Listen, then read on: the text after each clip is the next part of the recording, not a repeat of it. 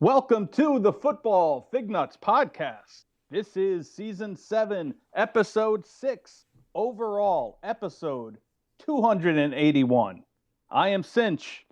I'm Sean. I'm Craig. And I am Britt. As you can hear, the entire gang has assembled because we are now through the positional announcements or positional ranking announcements, and we're now into Roundtable territory. Yay! Woo! Wrong. Yeah, no. I was hoping for a little bit more of a response. No, you know what? You have to do it like what's his name? That political host dude with the glasses. The who now? Are we the knights who say neat?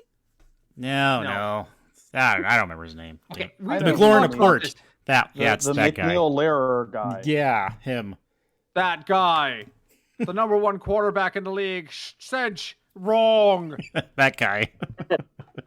I think that there was a great sketch on SNL like 30 years ago where Mike Myers did that guy, and like the panelists just gave up trying to answer his questions because they knew they were going to be yelled at. I think John Goodman was a guest host at one point. He was like, "John Goodman, the best artist of the '80s." I'm not even sure why I'm still here. You're wrong. The answer is Baz Luhrmann. Exactly. All right, anyway, all right, we got a lot to get into tonight, so let's start where we always start. Let's go right around the horn. Cinch, what are you drinking tonight? I have a Alchemist.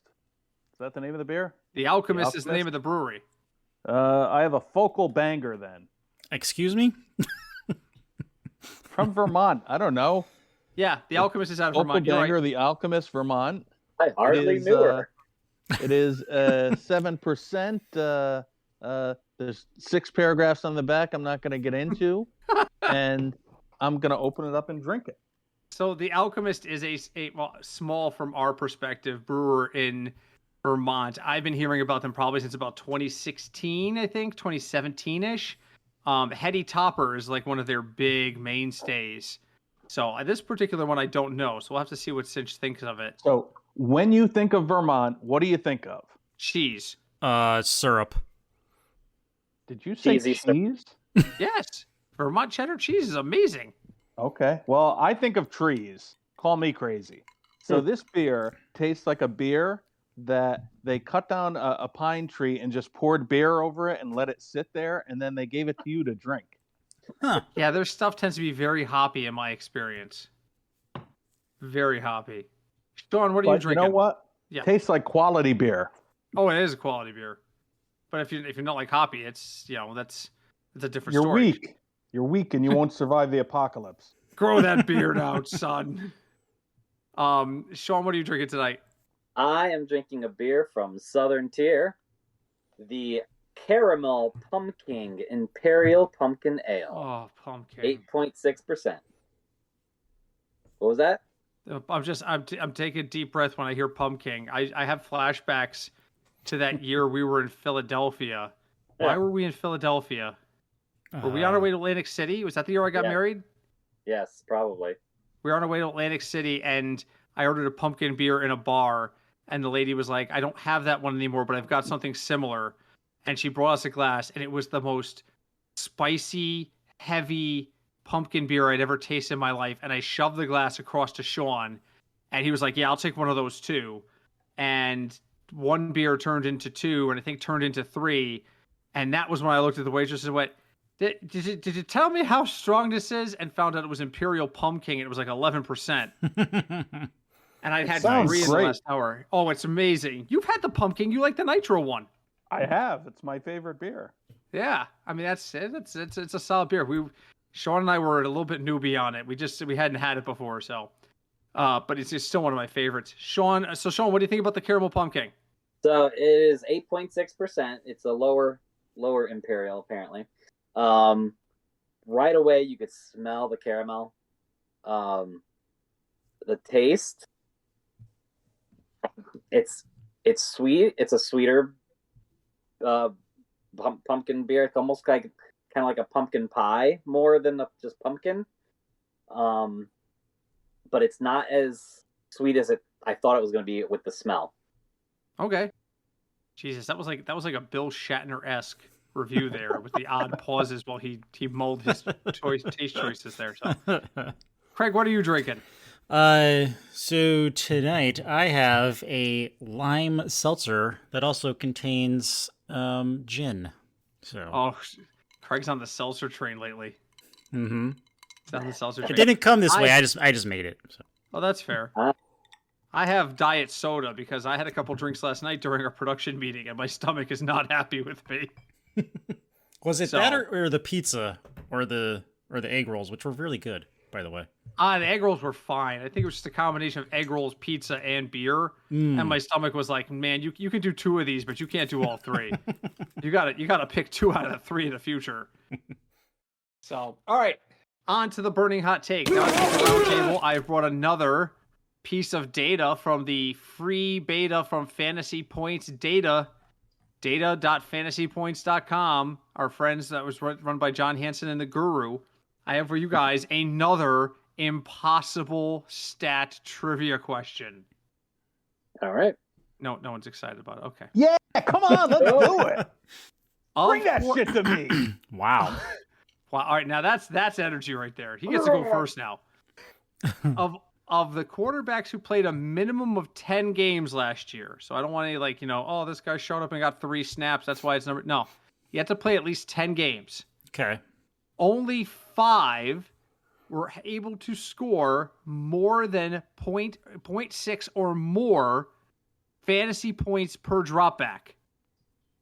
So every time this person dropped back to pass, they scored at least 0.6 fantasy points on average over the course of the season. Okay. There are 5 people on this list. Okay. Give me the 5 names on the list. And we start with Cinch. Is this going to be fluky? Are these like good quarterbacks or just I would guys that consider started all 10 of games? these good quarterbacks. No. Well, we think about so who's a fluky quarterback that started at least 10 games last year? I don't think there's any really on this list. As a matter of fact, of the 5 names on this list, no one started fewer than 12. So yeah, I mean these are starting quarterbacks. Well, the first name that jumps into my head would be Jalen Hurts. Jalen Hurts is number 1. He scored 0.71 fantasy points per dropback last year. That's a lot. Every time he drops back, that means he scores 3 fantasy points every 4 times he drops back. That is a lot of points. So Cinch scores the first point. Let's go to Sean because he's another guest. Sean, give me another name on this list. There's 4 names left on the list. I'm gonna go chalk here, and I'm gonna say Patty Mahomes. Patrick Mahomes is actually the last name on this list. He scored exactly 0.6 per dropback. But yes, Pat Mahomes is on the list. So now there's only 3 names left for Craig. All right, well, let's go with the obvious one that everyone thinks I'm going to say, and I'll say Burrow. Joe Burrow was 8th on this list at 0.54. So Craig gets a strike. Cinch could basically lock this up if he gets another name off this list. 3 names on the list. What do you got?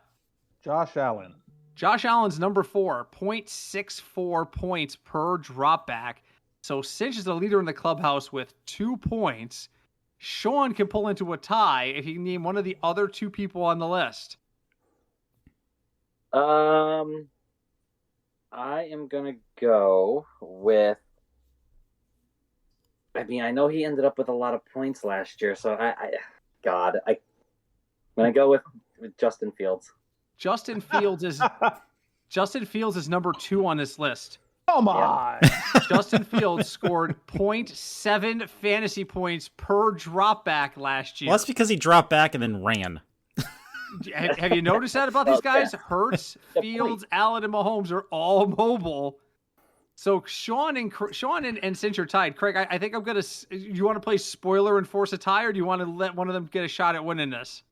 You know what? I'll guess one more time. Okay, so Craig can play spoiler right now. There's 1 name left on the list. This guy scored exactly 0.65 fantasy points per dropback last year.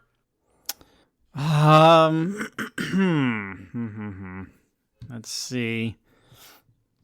And where would this person be on the list? Like 3rd? This is the 3rd ranked person, yes. Okay. It's Hurts, Fields, Mystery Guy, Josh Allen, and Patrick Mahomes. Interesting. All right, I'm gonna take a shot in the dark because I don't know. I feel like he had a good year last year, so let's go with Geno Smith. Geno Smith is number 13 on this list at 0.49. Cinch, you can win the game by getting this right. Craig, you're out. Sit down. All right. Here we go. Here's your winner. Here's the loser that's your winner. Is it Tua? Tua Tagliavola is number 7 at 0.56 points per dropback, which means the door is open for Sean to win this. Oh, let's see. How to play 10 games. Jesus. I'm going to go... If you need to use the bathroom or anything, folks, now's a great time. No, I'm stuck between two names. Like, I'm going to go with Trevor Lawrence. Trevor Lawrence is number 12 on the list at 0.49. Okay, so... All right, I got the next name. Last chance. You each get one more shot. Jared Goff. Jared Goff is number 15 on the list at 0.47. Sean, all the marbles are settled for a tie. Well, yeah, okay. So, I mean, now since they were all running quarterbacks, I'm going to say Lamar Jackson. No, say what your wife would like you to say. Daniel Jones. Do it. So then, you're going with Lamar Jackson? Did he play 10? I think he played 10 games. Yeah, he played exactly 12 and was 0.65 points per dropback. Sean wins the game. Wow, I didn't think he played that many games. 12 games. Didn't seem that way. Appeared in. It felt more like there was definitely a theme. All the running quarterbacks were there. So here's the thing. So Cinch expressed some surprise that Fields was on the list, and he's not wrong. Everybody on that list, so take Lamar Jackson out because he only played 12 games. Let's say we made the line of qualification 15 games. That would put Hurts, Fields, Allen, and Mahomes still in it. Of those 4 guys, Fields dropped back over 100 times fewer than any of them. Mahomes dropped back over 720 times. Allen at 650, Hurts at 540. Justin Fields only dropped back 439 times in 15 games. He had to run away. They were losing all of those games, too. And they didn't want him to throw the ball. So that's why anytime I hear this, the Fields for MVP or Fields is going to be great. Until he shows he could throw it, I don't buy it. He also led all of those. Hold on. I'm hosting the show. Take your time. All right. Justin Fields also scrambled for far more yards than any of them. Justin Fields had 642 yards in the scramble on 66 opportunities. Allen was the next closest at 136 fewer yards. Now, Sean, what did you have to say? I was just going to say, well, this is the year that he's going to either prove it or they're going to say, yeah, you're not worth it. So I'm banking on that he's going to show enough this year. I'm happy to hear that for you. Okay. Moving on. So now it's time for my favorite part of the year, where I tell people where they ranked certain players and let them fight like rabid dogs. Unfortunately, there wasn't a whole lot of discrepancy this year. I'm kind of sad. So we're going to spend about 10 minutes on each one, and then so basically what I'm going to do is I want to ask some questions of our contributors. Then I'm going to have a moment just to toss out something they want about the position, and we'll move on. Start with quarterbacks. We're largely in consensus on the top 10 quarterbacks with some interesting exceptions. The biggest exception I want to point out is that Craig and I both had Justin Fields at 8th overall. Sean had him at 7th overall, but Cinch puts Justin Fields all the way down at 12th, behind Tua, behind Deshaun Watson, behind Anthony Richardson. Cinch, what is your concern with Justin Fields that you would take Deshaun Watson ahead of him?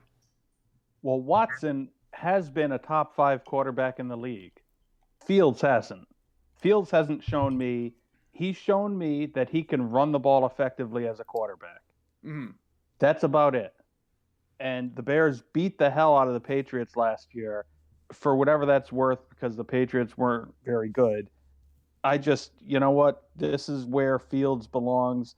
I had right behind Fields 2 spots. I had Goff, and I think Jared Goff might be better than Fields.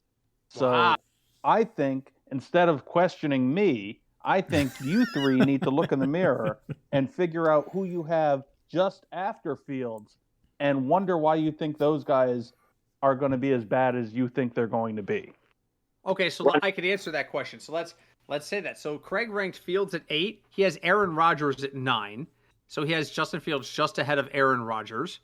Let's see. I have Fields at 8. I have who's at my 9? Where's my 9? I have Trevor Lawrence at 9. I think that's pretty straightforward. Where is Sean? Has him at 7 and has Trevor Lawrence at 8. So Sean and I are in relative agreement that Fields is just a notch better than Lawrence. Craig, why Aaron Rodgers is a Hall of Famer? Why are you putting Justin Fields one notch ahead of Aaron Rodgers? That's because at the time I did not know what was happening with his career, so that's why he's there. Now he would be higher on my list. Aaron Rodgers would? Yes.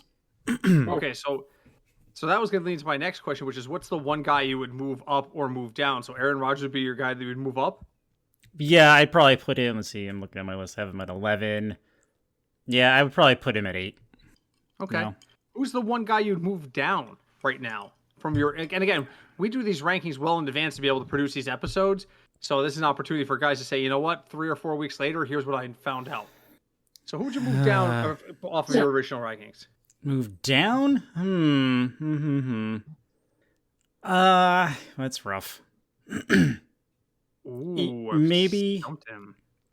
I mean, I know I'm gonna sound like a Tua hater, but I don't know. I don't see him lasting long this season, so probably Tua.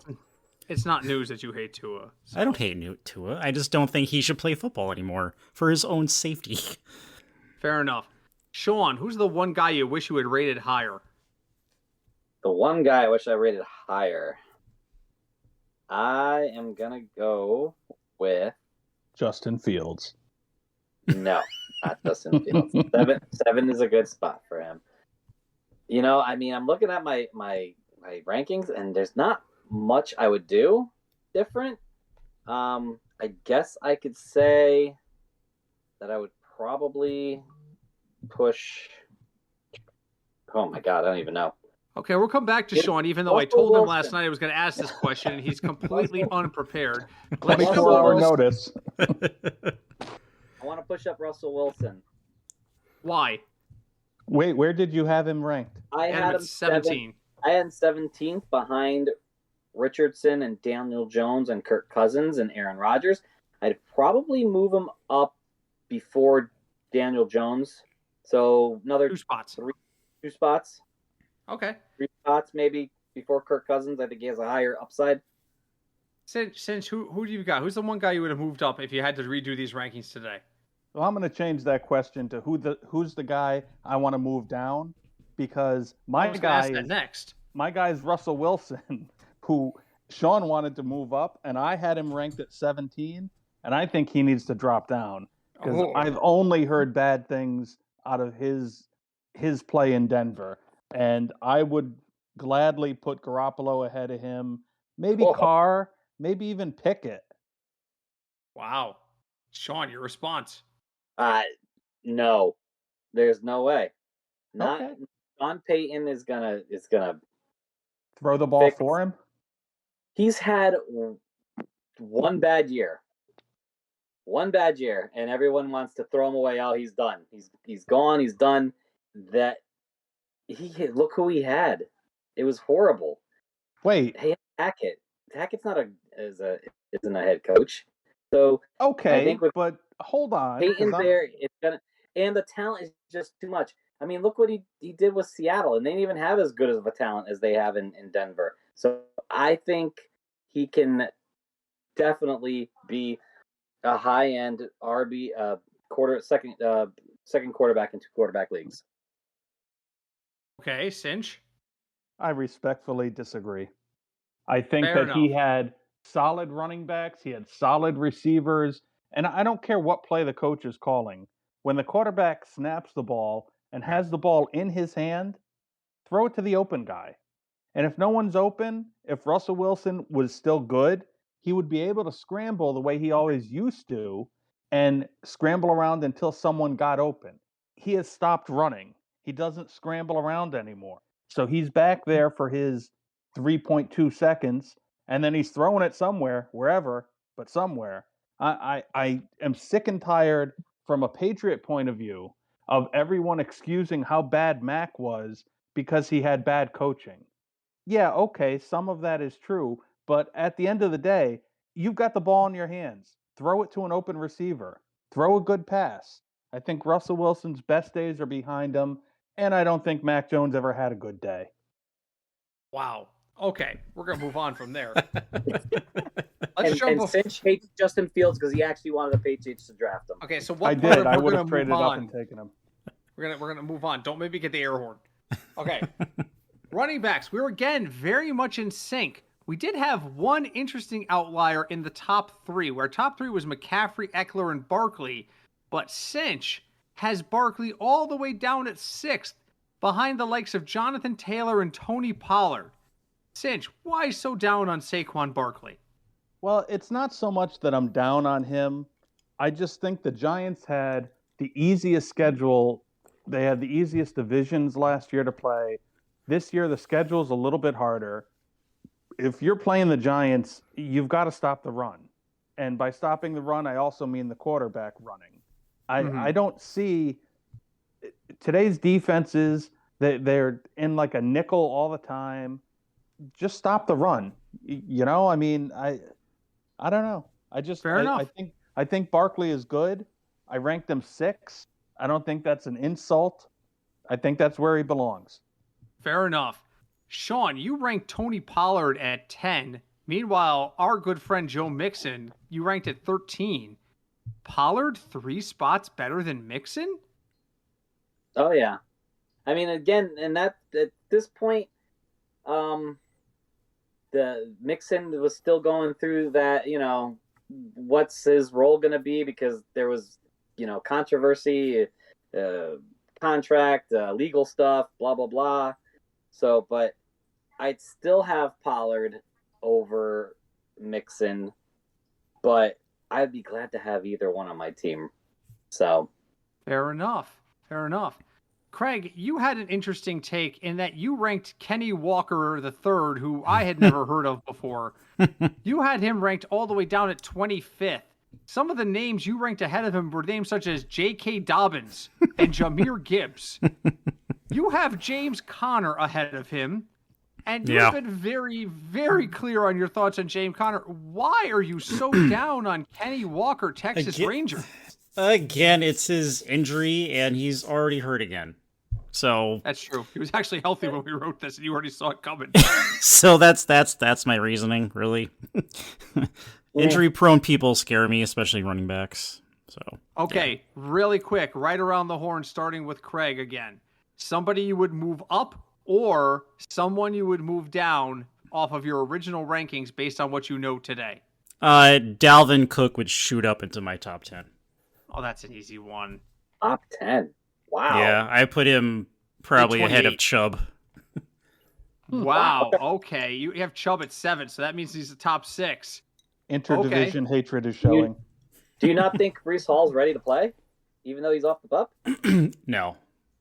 They're not going to. Breece Hall is not going to have, with Dalvin Cook there, he's not going to have the year that he had last year. I don't think it's a coincidence either that they activated Breece Hall from the pup the same day that the Dalvin Cook deal became official. I don't think that's accidental, because they wanted to avoid that whole kind of, hey, we did this because Breece Hall is still hurt conversation. So, Sean, somebody you'd elevate or somebody you drop. Go. I'm going to drop Ramondre Stevenson. With the Ezekiel Elliott signing, he's going to scavenge a lot of those goal line touches. And that kind of scares me with the touchdowns, because I like Ramondre Stevenson, but if he's not scoring touchdowns, that's going to drop him out of the top 12 for me. Never draft a Patriot running back. You know that. Cinch, somebody you like better now or like less now? I like Jahmyr Gibbs. I had him ranked at 17, and I've only heard good things. He's going to be, I don't know, I've heard third down back, but I've also heard he's their primary running back. So I know that he could catch. So in PPR leagues, that's definitely a positive. I had him at 17. If I were to do it today, I would rank him higher. Same here. I didn't Okay. do the up guy. Sorry. Oops. No, I only gave you the option to do one. Oh, okay. Okay, so that's an error on my calculations. I had Jahmyr Gibbs miscategorized in the initial rankings because I had Cinch's value in there wrong. I had him as unlisted, and he actually is 17. So that's a mistake on my part, which would move up Jahmyr Gibbs like 4 spots on our consensus ranking. So passes, where? I don't know, but after Miles Sanders, I don't know. He deserves to be higher than him. Not according to us. Right? Two of us had Miles Sanders right behind Jahmyr Gibbs. 2 of us had Miles Sanders ahead of Jahmyr Gibbs. So maybe that would be different today. But okay, so I just found a calculation error on my part. But that's okay. These things happen. It's fine. All right, moving on to wide receivers. My beer is really good. I'm glad. Keep drinking it. We had a lot of agreement in the wide receivers, except for one individual. Oh boy. This man put Tyreek Hill at 7. He put Cooper Kupp at 6. And he put Stephon Diggs at 10. Ooh. My God, who would he possibly put ahead of them? He put I know. A.J. Brown and Amon-Ra St. Brown ahead of Hill, Kupp, and Diggs. Craig, explain yourself. Let's see. Amon-Ra, he's the main target in Detroit. He's going to get the most looks, clearly. And Trippier. What's that? So is Hill, Kupp, and Diggs. Okay, so Kupp has already been injured twice since we made this list. Tyreek Hill's quarterback may not live to see October. And Stephon Diggs, I think it's pretty clear about how I feel about Stephon Diggs in fantasy. So, but Hill still produced even when Tua was out. Does it really matter? He who's throwing did, the but ball to also Hill? the other thing too is they're apparently really big on the rookie running back they drafted. So I think that's also going to change their offense as well. Last year, the Dolphins stopped running the ball and threw on like every down. And everyone going into the season was saying the head coach McDaniel, coming from the 49ers, he was the running game coordinator. He's going to run it a lot. And all he did was throw it. So I don't care who they draft at running back. They want to throw the ball. That's kind of where I'm at too. I kind of agree with Cinch on that one. I was just like, wow, Craig was lower than everybody on those guys. And Craig was higher than everybody on this team on Garrett Wilson. Really? Craig, Garrett Wilson? You've got him rated above CeeDee Lamb. Yeah, now I stand by that with Garrett Wilson's quarterback. So, Jesus. Listen, if you're in PPR, Garrett Wilson. I don't. CeeDee Lamb's not the answer. Wow, Craig is drinking the green Kool-Aid. I agree with that take. You like Wilson over Lamb? Yes. You actually did rate Wilson higher than Lamb too. I'm not there yet. Sean and I were the only two that put Lamb ahead of Wilson. I'm not there yet. I like Wilson, but I'm not ready to put him above CeeDee Lamb. I still have Wilson top 10, but not top, what was it, top 5? No, not top 5. You've got CeeDee Lamb at 5, and you've got Garrett Wilson at 9. So you look at CeeDee Lamb as a bona fide prospect here. Oh, that's why I drafted him in Dynasty. I understand that there's more to wide receiver points than just how many touches they get. Like with running backs, it's all about the amount of touches, right? Wide receivers, people talk about the targets all the time and target share and all that stuff. The Cowboys have decided that Tony Pollard is the answer at the running game. And we don't expect CeeDee Lamb to see more opportunity? We don't expect CeeDee Lamb, who I think, he rushed like 8 or 9 times last season, to do an extra end round or two some point in the season to get to 10 to 12 carries? And I look at Aaron Rodgers. Aaron Rodgers is a freaking statue at this point in his career. He can launch the ball, but Garrett Wilson is still Garrett Wilson. He's not going to be injured now too. Yeah, so I'm actually shocked. I think CeeDee Lamb outscores Garrett Wilson by a country mile this year. By a country mile. If I could interject, please. I watched Hard Knocks, and the Jets are going undefeated. and I just don't understand anything anyone else is saying. Is Craig producing that? Is that why Craig's drinking the Kool-Aid? Oh my God! You would think Aaron Rodgers is producing it. He probably is. It is the worst season I've seen. They didn't want to do it, so I can see it being the worst season so far. I can't get behind it. What I am interested to hear about tonight, though, is one of our contributors actually ranked Chris Olave in the top 10. Oh. I had him at 16. Craig had him at 14. Sean had him at 11, but Cinch thinks he's a top 10 wide receiver this year. Cinch, fill us in. Why are you so high on Olave? Again, you're coming to me when the three of you were wrong and I'm right. I just don't understand. But I'll go. He is the number one target on the Saints offense. I look at the Saints as a team that is an 8 and 9 type team. So I think they're going to be throwing the ball often. I think at quarterback, they definitely have better than they had last year. And it's not saying much, but Carr is a guy that will start 17 games and will spread the ball around. I think he's an upgrade at quarterback. I think it will help Olave. And with Kamara being suspended for 3 games or 4 games, whatever it is, that's just more offense heading Olave's way. So I'll tell you why you're wrong, because you're right. You're right in that Derek Carr will spread the ball around. The problem is he's going to spread the ball around to the other team a fair few times over the course of the time while he's trying to spread the ball around to his teammates. Carr is an upgrade, but that's like saying this blank piece of bread with some mustard on it is an upgrade over the shit sandwich that you handed me 5 minutes ago. The New Orleans, I mean, again, there was a point in time where Taysom Hill was looking like the answer in frickin' New Orleans. It is a shit show down there. I do not see, and maybe, again, this is divisional bias because I've watched Derek Carr suck for so long, but I don't see that he is going to have a real impact in season for New Orleans. I know he's looked good in the preseason. I would be shocked if this team won more than 6 games. Let me just jump back real quick on you. Okay. His previous opponents, he had the Chiefs, he had the Chargers, and he had a Denver team that, while it was terrible, had a really good defense. Now he's going against Carolina, Atlanta, and the team formerly known as the Tampa Bay Bucks that now are, they just might as well be like a AAA football team.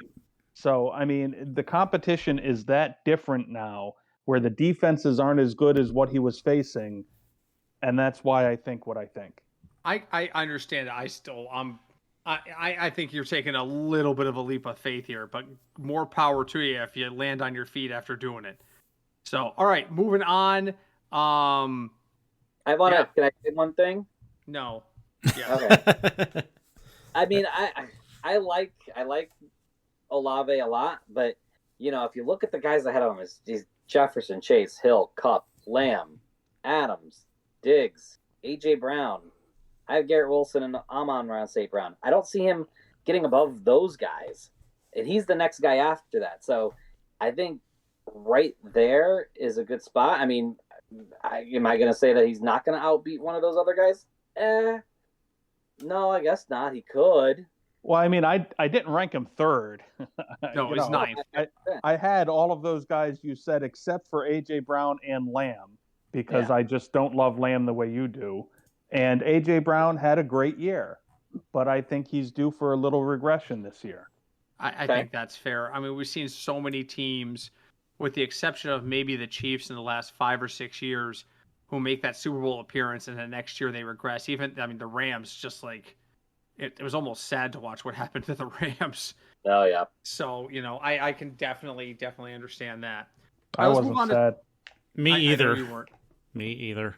Let's move on to tight ends. So this is where I get to pick on myself because I'm sorry. What? There was the up and down thing that you do. Yeah, there sure was. Except somebody said, "Can I ask a question?" and took up the time, so we had to move on. Tell us about that up and down thing you do. Okay. Would you like to share one wide receiver with us, amazing Larry? You go somebody else first. No, there's not time for somebody else. Okay, never mind. We're moving to tight ends. This is why the people are always like, why don't you do round tables more often? Why? Because this is why I drink, and I'm not drinking tonight. So Tell me where and move them up. We do that. Okay, thanks. Moving on. In the tight end rankings, one of these beautiful people on this call, one of them had the audacity to put Kyle Pitts at 2. Everybody else has Kyle Pitts at 4 or 6, except for one contributor. The contributor who put Kyle Pitts at 2 is me. I have him ahead of Andrews. I had him ahead of Hawkinson. I think Atlanta is trying to find itself, and it's going to find itself throwing the ball to Kyle Pitts, provided he stays healthy. I'm going to give each of you 30 seconds to tell me why I am bone stupid, and let's start with Cinch. It's all about rule number 1. It's all about the quarterback. That's rule number 1. Do you think Ritter is an answer? Because if you think he's clueless the way I think he's clueless, it doesn't matter what Pitts is doing. Ritter is not getting him the ball. Put Pitts on Kansas City. Put Pitts on Cincinnati. Put him on, I don't know, another good offensive team, and he would be the superstar you think he is. I think the fact that Atlanta's clueless plays into his value, because this kid is going to dump off the ball a lot. And I think the Pitts is going to be the beneficiary of it. So I'm kind of looking at this. I agree with you in your assessment. I just think the result is going to provide something different. Sean, why am I crazy about Kyle Pitts? Why are you crazy about Kyle Pitts? It's the injury history. I can't trust him. I mean, maybe, like 4th above Kittle, because then Kittle's had some injuries. Goddard has some injuries. But above Kelsey, Andrews, and Hawkinson, it's too much of a reach there. Well, he's not above Kelsey, because Kelsey's a consensus 1, but I do have him ahead of Andrews and Hawkinson. Yeah, I just don't. Just because there's just too much of an injury history. They're going to be focusing on him in London, when they're passing downs, and it's just not. It's just going to be too hard. I think he's very talented, but it's just going to be too hard in that offense. Okay, Craig, why am I wrong about Kyle Pitts? The same, really. Like, I just don't think Atlanta has a clue, and I don't think it's really going to help him at all. Like Cinch said, if he's on another team, yes, but Atlanta, no. Okay, so the other face-off we have in the tight end rank is, believe it or not, Cole Kmet. One of us ranked him as the 10th best tight end, a clear tight end 1. One of us ranked him at 21. And the answer is neither one of those people is Sean, the Bears fan. So I would like to hear from Craig, the person who ranked him in the top 10, why Cole Kmet is a top 10 tight end. And then I'd like to hear from Cinch, who ranked him at 21, why Craig is wrong. I only ranked 20. What are you talking about? Exactly, and you didn't rank Cole Kmet, so he's automatically ranked at 21. That's too high. Wow. Okay, so then I'll rephrase the question. Why is he top 10 for Craig and not even ranked by Cinch? Craig. Well, as side note, Kmet is my cliff tight end. True. So this is where the drop-off happens, according to Craig. Yeah. So for me, I think it's just the team that he's on. I think Justin Fields still needs to use him as a safety net for when he's allowed to pass. So that's really why. It's kind of a volume thing. So that puts him ahead of names like Dalton Schultz. On Houston. If he was still on Dallas, then yes. David Njoku. You put him ahead of Dulcich and Higbee. Yeah. Okay. Cinch, why is he nuts? My philosophy in ranking players, not just in fantasy rankings, but in life, how good someone is in life. You got to show me first. Like, everyone was high on the Bengals after Burrow's first season, and this year they're going to be great. And I didn't think they were great because they hadn't been great before. So I needed to see it. and Burrow has been very good, and the Bengals have been very good. Fields, in my opinion, has not been a good quarterback. So until he shows me that he could throw the ball, that they could win games because of him throwing the ball, I can't worry about where his tight end is. Coming into last season, Kmet didn't have any touchdown catches. He had, I don't know, 3 or 4 last year, and that's good. That's progress. But there's too many other guys on passing offenses that I would rather take a chance on instead of Kmet. Okay, round the horn really quick, starting with Sean. One tight end you're moving up or one tight end you're moving down? I definitely up Kincaid and Laporta. I had them down at 23 and 24. Above like Everett and McBride and those guys. And also Waller up as well. I like Waller this year. He's had nothing but rave reviews. And he might be their number 1 target. Okay. Craig, somebody you're moving up or down in the tight end rank? Let's see. So let me look through my list really quick here. Just hex me? I did. I would probably, honestly, right now, I had Kyle Pitts at 4. I would probably move him down a few notches. Sacrilege. Sedge, save us. I almost have to pass on this. For tight ends, I have the top 7. And after that, any name you throw in will be good enough because they're all the same. My number 7 is Kittle. Maybe I would move him up. It seems like Brock Purdy is going to be healthy. Purdy threw it to Kittle a lot, but I just can't trust Kittle to stay healthy. So, I'm not moving anybody on the tight ends. They're all the same. The correct answer is Zach Ertz. No, it isn't. Zach Ertz has been fully cleared. Everything I'm hearing is good. He's still a Cardinal, which is probably the only thing I'm hearing that's bad. But we all had Zach Ertz really low because of the injury. None of us had him higher than 21, and that was since who only ranked 20 players, so he was automatically assigned to 21. Everybody else had him at 25 or worse.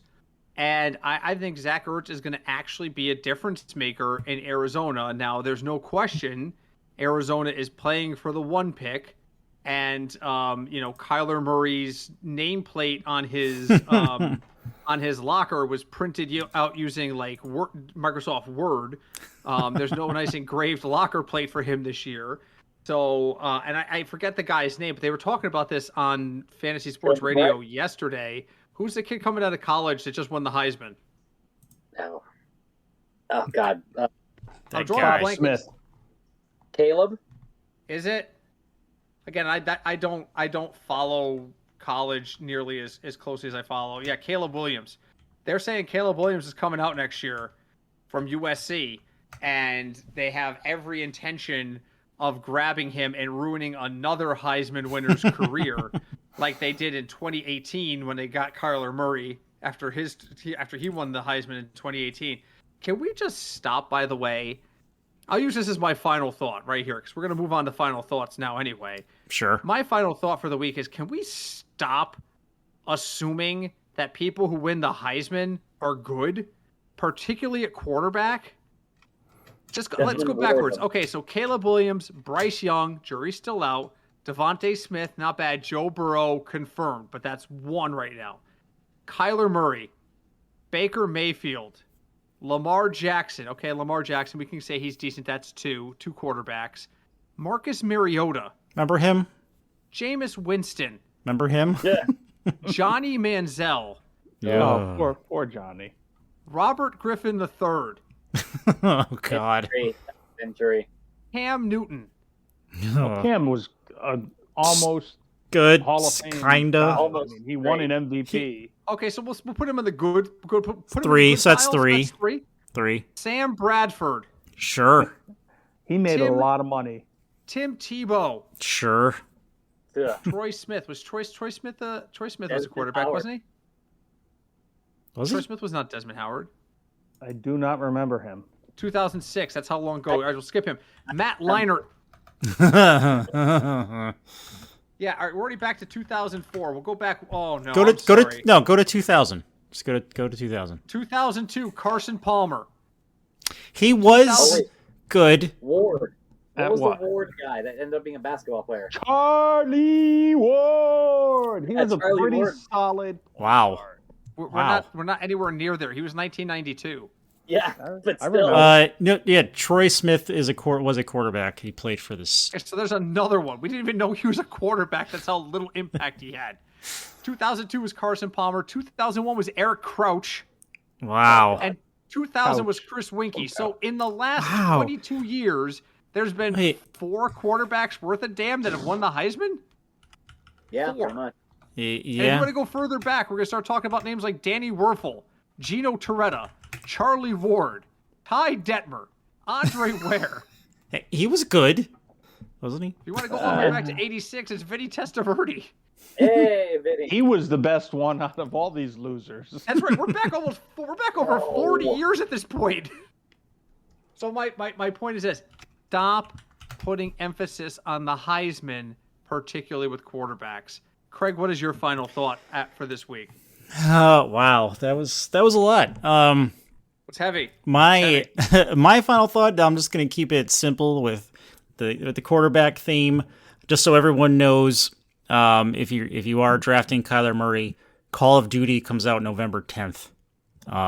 He's probably gonna get it earlier, so just so you're aware of when that little downfall on the chart is gonna start. Good. Sean, what's your final thought for this week? Final thought. We all do these rankings. We all do these things and our opinions, and it's all a guessing game. You take the information, you get what you like, you have your own tiers, have fun with the drafts, and just pick the guys that are the best players that are there, and don't worry about everything else.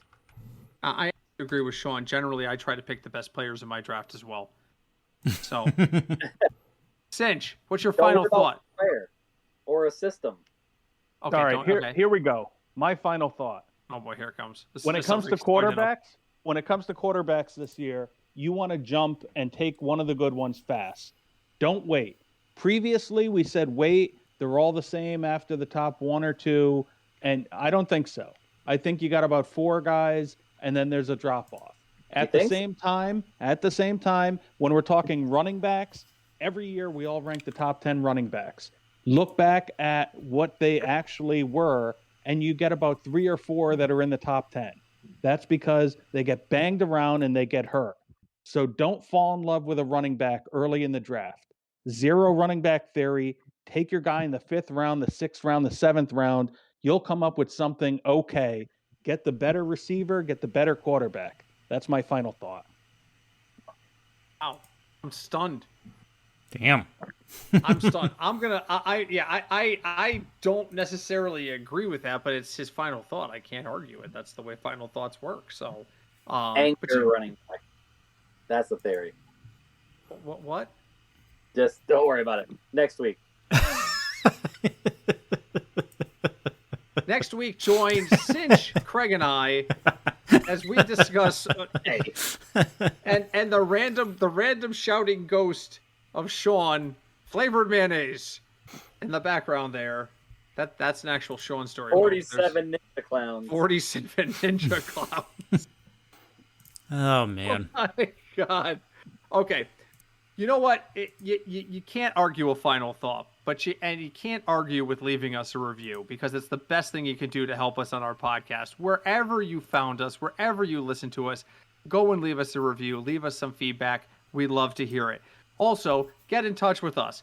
We have one more roundtable left next week. If you'd like to ask us a question, email it to us. We are available at fignutsdfs@gmail.com. You can tweet at us. I don't know if anybody's still watching the Twitter. It exists. The X. I'm sorry. The X. I'm sorry. Hold on. I'm getting tapped. I'm being handed a piece of paper by a lawyer.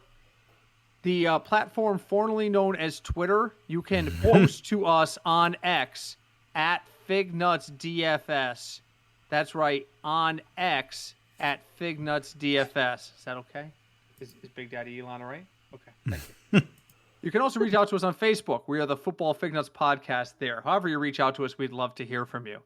As always, there is never enough time for me to cause enough fights that I would like to in these rankings. These guys give us a lot of good information, and I think Sean's point is very valid. At the end of the day, you're the one pulling the trigger. Unlike a certain cousin who we won't mention, who begged one of us to draft a team for him, then trashed us for drafting the team, and then won his fucking league. Good job. And then after trashing the contributor, came back this year and goes, "Are you going to draft for me again?" Fuck no, I'm not going to draft for you again. Jesus. Why would I do that? You told me I was stupid. Anyway. Next week, gentlemen, we got one more roundtable left, and this week is draft strategy. Ooh. So get your draft strategies together. Any topic is open. Any topic is fair game. We're going to put our hats on, and we're going to help people prepare for their fantasy draft in a way that you can't possibly choreograph, even though I try. So, until we speak to you guys next week, thank you so much for joining us. Hello to Deb, and my name is Britt. I'm Craig. Hi, Deb. I'm Sean. And I am Cinch. And we are joining us. And we are the Football Fignuts Podcast. Have a great week, everybody. Sean is wrong.